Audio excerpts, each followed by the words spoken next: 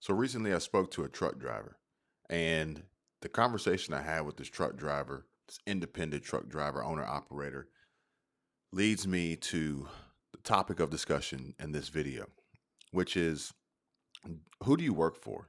Do you know who you work for? If you're an independent contractor, if you're a subcontractor, do you truly know who you work for? Are you managing, negotiating all your contracts, or are your contracts dependent upon a prime contractor? And this prime contractor is the one who manages the master contracts, and that's something I want to talk about. But before we get into that, there were some comments that I wanted to share to get kick this one off, and this is a follow up to the video from this morning about the Kroger, the truck driver Northwest, uh, who had their contract canceled, and it says here that they told, and I don't know if this is the same contract, same Kroger deal. But it says here, it says they told us the reason they closed was because the contract was up and they wanted more money. It's sad where we're headed in this world. And this is something that's going to be of utmost importance as we continue on in this video about wanting more money. Uh, this one was from a different video, but it says, "You were right, Kevin. Walmart eliminated bonuses for hourly store associates in the beginning of this year." So this is from the Walmart video I posted yesterday. And it says that, or the day before, and it says that Walmart gave a reason as the associate wants more money in their paycheck than to have a bonus. But I disagree with that thought. So, Walmart is kind of taking the defense that they took away these employee bonuses, and now they're theoretically evenly distributing the bonus money throughout all the paychecks, so you get it sooner, so to speak. Not 100% sure if that's accurate or not, but that's just what that was shared. Got another one here from the Kroger video, and it says, "I'm glad I came across your channel." Well, I'm glad you did too. Thank you for watching. "I love that you don't promote yourself as a prepper and you're 100% honest and real." I appreciate that. I think prepper is it's a broad term, but it kind of gets narrowed down to a specific form of preparation. And if anything, I would like to think that I'm preparing in multiple different ways than just one. So I do appreciate that. And here it says that my siblings. So this is from a video from earlier this week. This was where I was explaining to you guys what was going on from a recent video or visit to Home Depot, and some quiet quitting that I noticed going on inside the store before being approached by a homeless person in the parking lot, and I asking for money. And it says here that my siblings and I have been homeless for 3 months, and I have a great paying job. I make 900 plus a week, but with pets I refuse to abandon, and disabled siblings and bad credit, it's nearly impossible to find somewhere to live. So I don't know where you are trying to find somewhere to live, so I can't comment on that. But I can say that uh, the pet having pets and trying to find rental options, if that's what you're seeking, can pose a difficulty, especially if the pets are dogs, and depending on the breed of the dogs. So I can side with you on that one, and refuse to abandon. Okay, I feel you on that.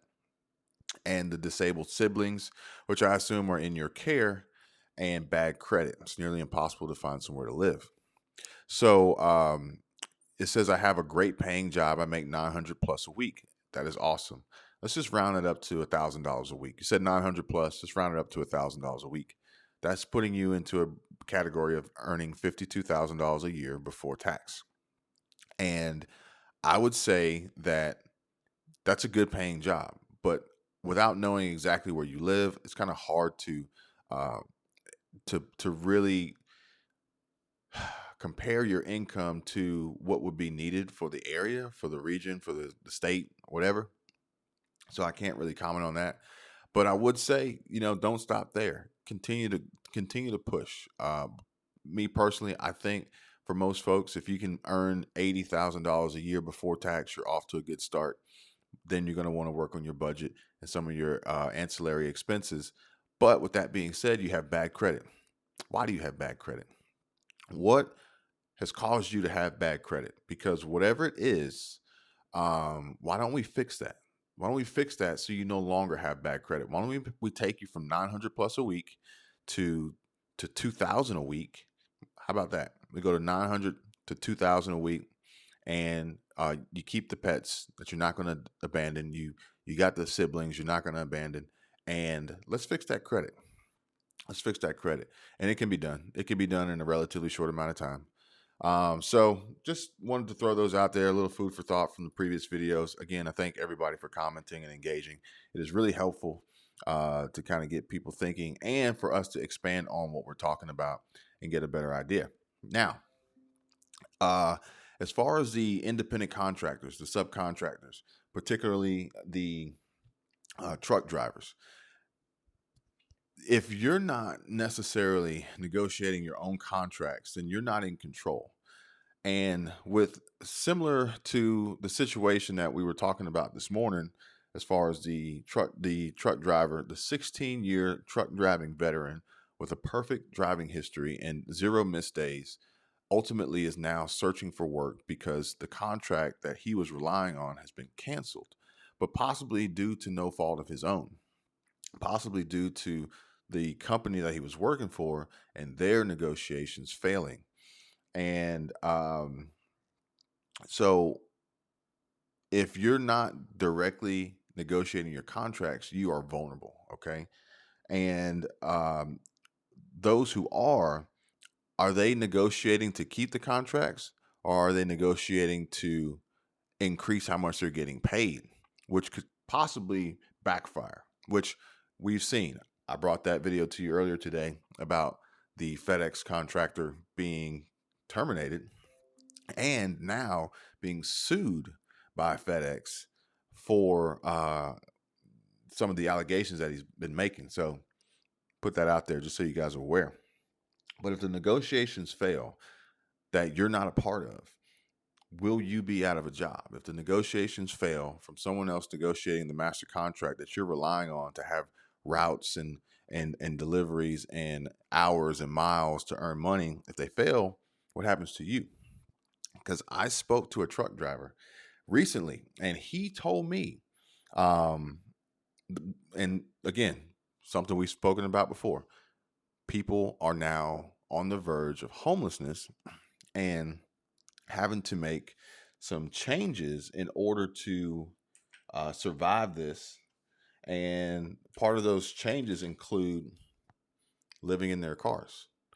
There's a homeless situation that is going on, and uh, part of the temporary solution, maybe a permanent solution for some, will be living in their cars. And this truck driver, that's basically what he told me. So uh, he says he's living in his car now and is basically homeless because the company that he would haul loads for lost their contract. Why? Because they were trying to get more money. And what happened was the client ended up pulling the contract after shopping it. So apparently they had the contract for this truck driving company, had this contract that he was privileged to be a part of, driving his own rig. And whoever owned the company that was subbing this work out, subbing these loads out, kind of dispatching these loads out and managing these these runs, what they do is they get the big contract, and then they take their piece off the top, and then they'll sell it to the rest of the truck drivers, and they'll make their earnings. Because the one at the top, more 9 times out of 10, the one at the top, they don't even have a truck, they don't have a rig, they don't drive. They just are out there negotiating the charges, the rates. And so the client ended up pulling the contract and shopping it, which from the sounds of it would have been, if they didn't try to go to negotiate it. They would have just kept it, renewed it, carried on. But because they were trying to get more money, the client says, well, instead of basically just giving you more money for the same thing, for the same service, now that you're asking, let me go shop this and see if I can get a better deal from somebody else. Or, similar to some of the expenses that you incur on a regular basis: car insurance, homeowners insurance, cell phone bills, internet, TV, anything that you have on a reoccurring basis. After the promotion period, you should really be negotiating these down to see if you can get a better deal. See if you can get the new introductory rate, the new bundle, the new promo, whatever it is. So the client ended up shopping this contract out, getting bids from other companies doing the same thing. And what ended up happening was they got undercut by another company. So now they're not getting the contract they had, nor are they getting an increase. They lost it altogether because someone else came out there and scooped it up. Now, whoever scooped it up for less than what they were doing it for, are they losing money? I'm not sure. But the truck driver, I think what he said was that they lost it to a fleet of trucks and drivers coming out of Mexico. So I'm like, that's kind of interesting. I didn't think about that as a competitor in logistics and freight and hauling. So, which I didn't know until recently, that if you're a licensed CDL driver, Class A is CD. Well, you could be a Class B, but Class A is what's going to get you on a tractor trailer. And if you're licensed CDL in Mexico, then you're legally allowed to operate here in the U.S., which I don't even think it takes any approval. It's just if you have a license in Mexico to operate, commercially operate a semi truck for commercial use, DOT use, you're in. I'm assuming you got to have insurance and all that, but you're in. No special test or anything to cross over to the United States licensing. But he told me that he ended up falling behind on his rent, and now he's pretty much just living out of his pickup truck. He's living out of his pickup truck. He's got a little camper on the back. He's got a few necessities that he needs, but basically he sleeps in the back. He's got a few clothes and things like that. And when he's not in his rig, he's in his truck. When he's not in his semi truck, he's in his pickup truck.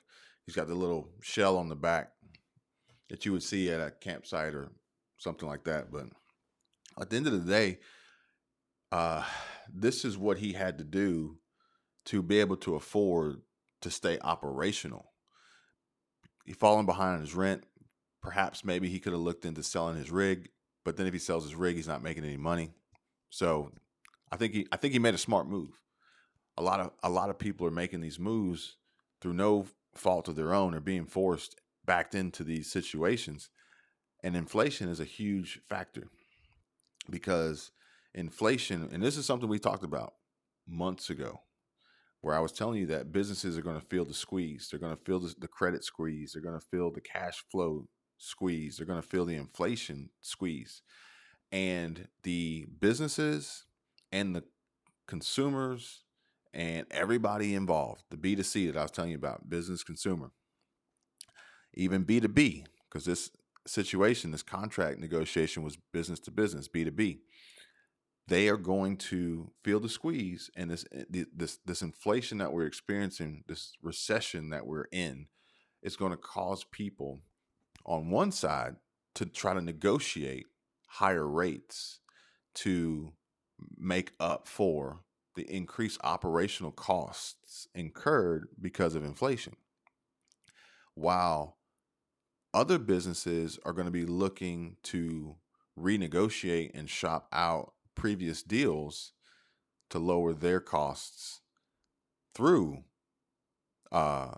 these contracts and agreements because of inflation. Because inflation has driven up other parts of their business operating expenses and costs of goods sold and different things like that. So they're going to be looking to find someone else to do whatever they can that they've already have contracted, what they already need done, try to find someone out there willing to do it for less. And that's going to create friction. It's going to create friction. But what will happen is somebody, some company, some independent contractor, some subcontractor, some owner operator, whoever it may be, is going to come in hungry and aggressive. And maybe they're not following all the rules that they're supposed to as a business, which would drive up their costs for doing business. But they're looking at it as, we need to survive. So we're going to take this work. We're going to take this contract because now it's become available to us, and we're going to take it, and we're going to get aggressive, and we're going to get that money. Now, what they do with it after that, are they paying their insurance? Are they paying their taxes? Are they paying, their workers? Who knows? Who knows? Especially if you're looking at this contract for face value and you're thinking, man, this is a loser, then who knows what they're doing with it. But the friction between the one side, inflation is hurting their business and they need to make more, and the other side, where inflation is hurting their business and they're trying to reduce their costs, they don't line up, especially if the ones trying to make more have any tie and relationship to the other business's costs. Hope I'm not losing you guys on this one. So we're going to see this happening. I don't know if truck drivers coming out of Mexico is going to be a new thing. I don't know.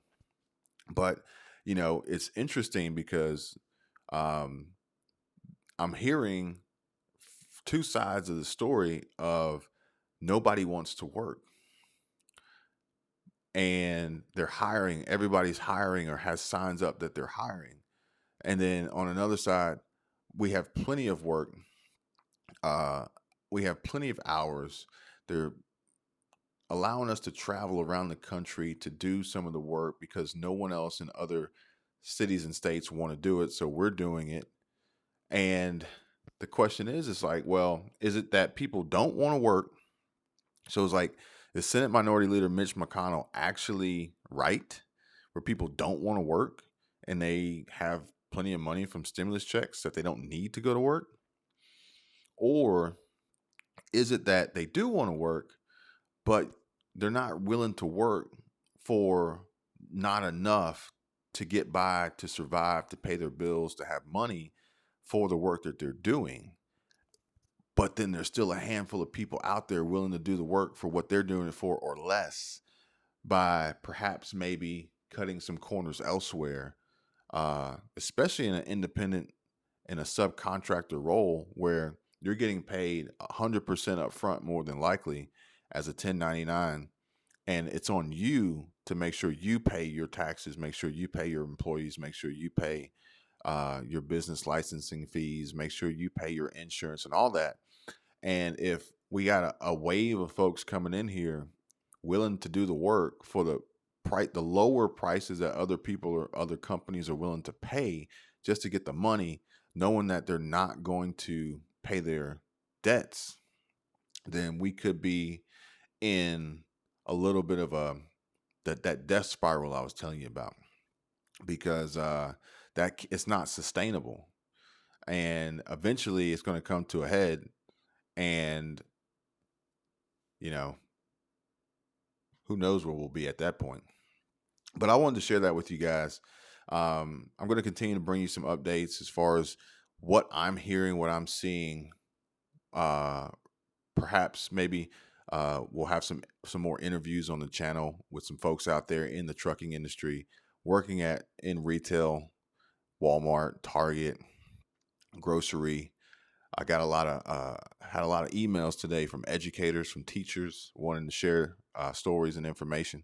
So I'm going to be working on that, bringing you guys more, hopefully helpful information, so we can get a better grasp and keep our finger on the pulse here, so that we don't get blindsided by anything, and try to improve the situations that we're in to not lose hours, to not have reductions in pay, not risk being laid off, not having bonuses taken away or completely or reduced to nothing. But we got to know what's going on. The more information we have, the more feedback we can get, the more educated we are, the better chance we have of producing a viable solution. And the solution may be different than what we've seen in the past, but I believe that the solution is out there for many. And there are still people out there making money, going to work, spending money, investing, buying up houses, buying up real estate, uh, running businesses, starting businesses, buying businesses, because there's going to be a lot of businesses that are probably going to be going on sale soon for bargains, for deals, discounted rates. So I don't think it's a time to sit back and sit idle and just, throw your hands up and say that it's over. There's no way out. There's no way we can survive this. I don't think that that's the case. So I'm going to continue to try to get as much information on this as possible and put some ideas together, continue to bring them to you guys. If you find any value in this, if you're still watching, I appreciate it. Give the video a like, subscribe to the channel if you haven't already, and maybe share this with anybody you think may be interested or this may be helpful too. And I look forward to seeing you on the next one. You guys take care. Be safe.